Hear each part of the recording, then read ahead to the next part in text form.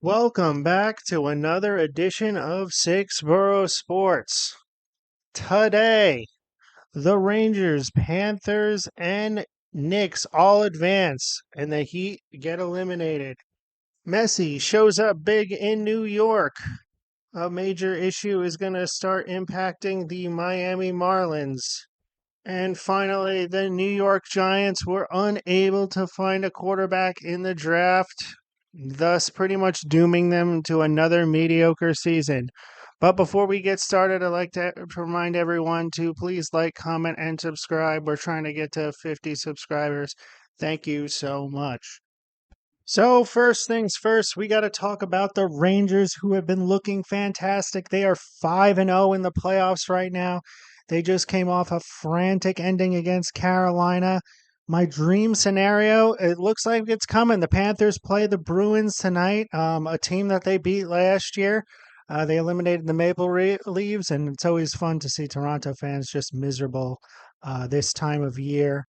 But yeah, the Rangers look fantastic. Hopefully, the Panthers can get the W tonight, and it's going to keep lining up for Panthers Rangers as the final. I think that would be the Eastern Conference final. I think that would be fantastic.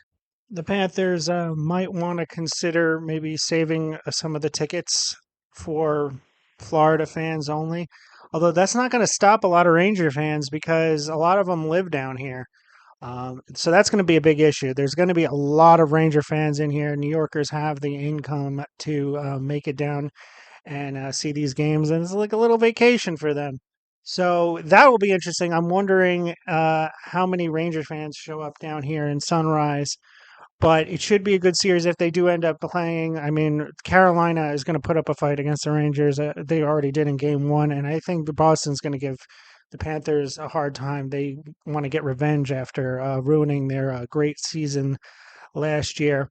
But we'll see what happens. Panthers play tonight, and Rangers play again. I probably on Tuesday, I would imagine. But it should be exciting. I am, like I said, interested if they do end up, the Rangers and Panthers do end up playing each other to see what the Ranger fan turnout is down here. Moving on, we're going to talk some Knicks. I was about to go full anti-Nick video after that complete collapse on Game 5. But the Knicks managed to turn it around and win in Philly in Game 6. Like I was talking about the New York fans traveling, they toned that down in Game 6, but the Knicks still managed to win. That collapse, though, was pretty bad in Game 5, and Tyrese Maxey was fantastic. But the Knicks pulled it out. They showed grit. They showed heart. And speaking of showing heart, Hart redeemed himself after missing that free throw that would have put the game away, and hit that big three that ended the game, game 6. So good for him. Happy he got a little bit of redemption. The Knicks move on. They're playing Indiana. Looking forward to that series. The main issue for the Knicks in the Indiana series is Indiana likes to run it up and down the court and score a lot of buckets. So if I'm the Knicks, I would worry about their short rotation. Right now, they're only running like 7 men deep after Bojan and Julius Randle are out. So I have a feeling that the Pacers, who are a very deep team, are going to try to run them out of the gym. They're not very good defensively, Indiana. So the Knicks can take advantage of that, but it's really going to be I think Indiana trying to score as many points as possible and outpace the Knicks offensively. It should be a good series. I think the Knicks are going to win. Defensive teams generally do pretty well in the playoffs. So I'm going to pick the Knicks. I'm going to put the Knicks in 5. No, I'll put the Knicks in 6 again. It'll be similar. It's going to be very hard for a more offensively based team like the Pacers to take on the Knicks because the Knicks are going to grind it out and hope to win.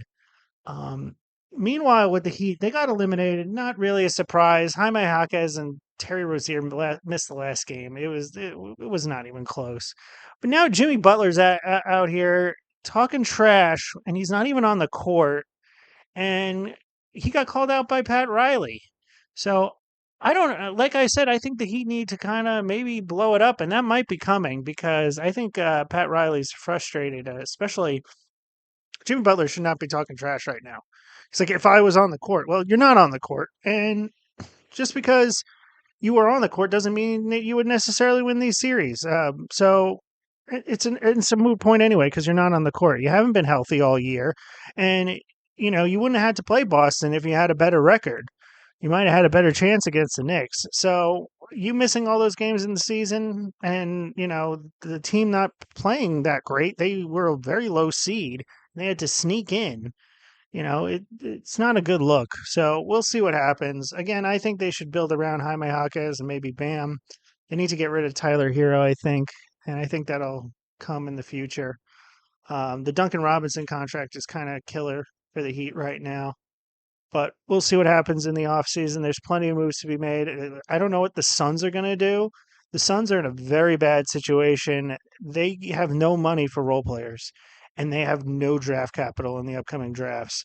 So they might move on from Booker, Durant, and Beal. So maybe the Heat could make their way in there.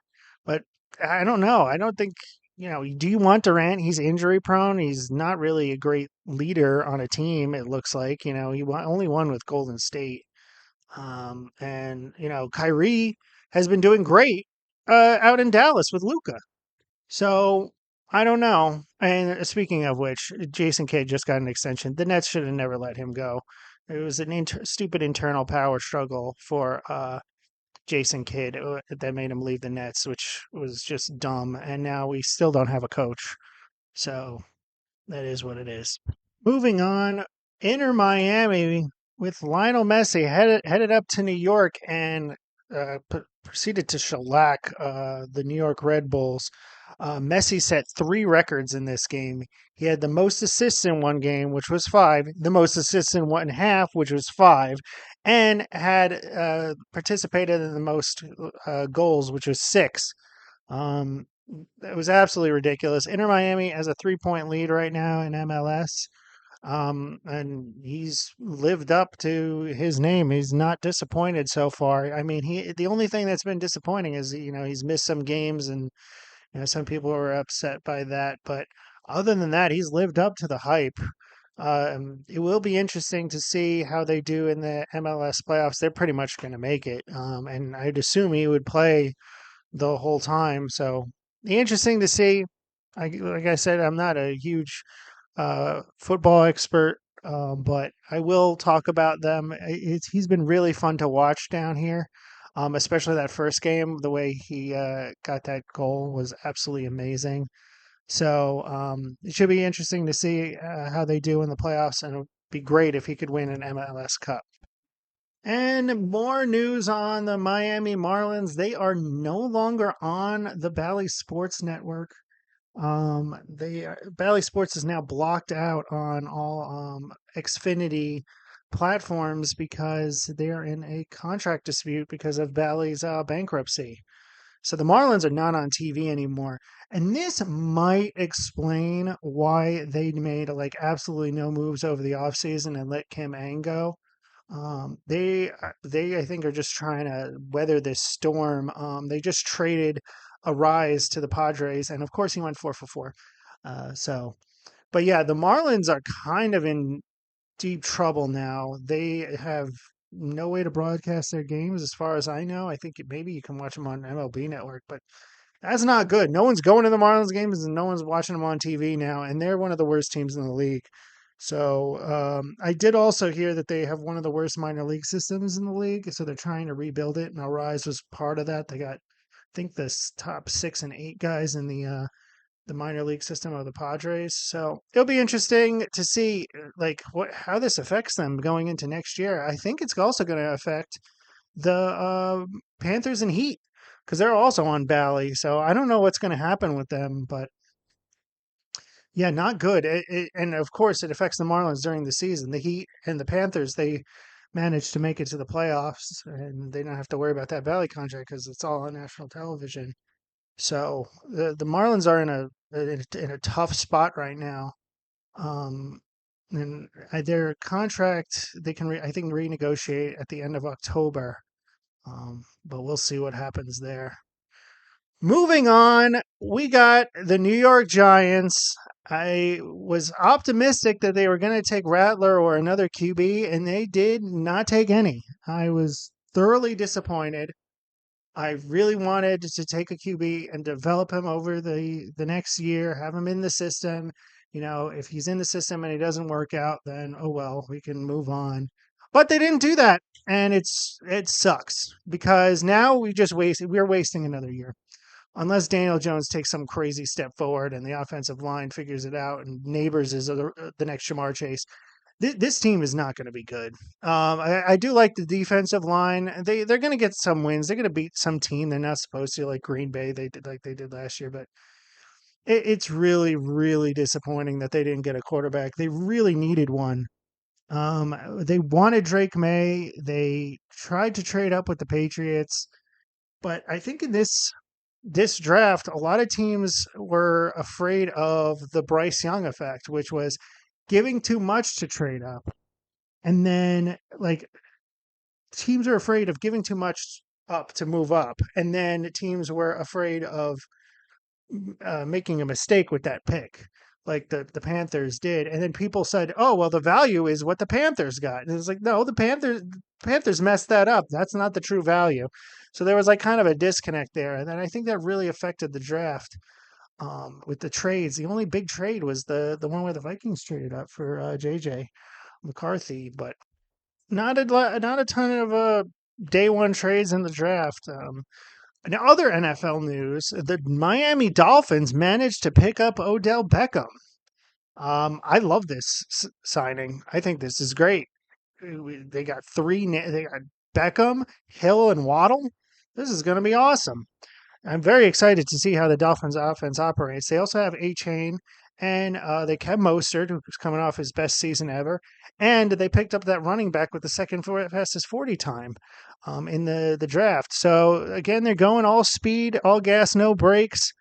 It should be the Dolphins offense should be fun to watch. Hopefully, Tua takes that next step and they can be contenders. They have the best wide receiver core in the league. That's not even a question. In some other NFL news, though, Duke Johnson retired at the age of 30, former Miami Hurricane. He was a Cleveland Brown right before he retired. Um, Congratulations on a nice career. And the FAU softball team went and won their conference. So shout out to them. Congratulations. But that's it for this week. Thank you everyone for listening. And please remember to like, comment, and subscribe. And we'll see you next week.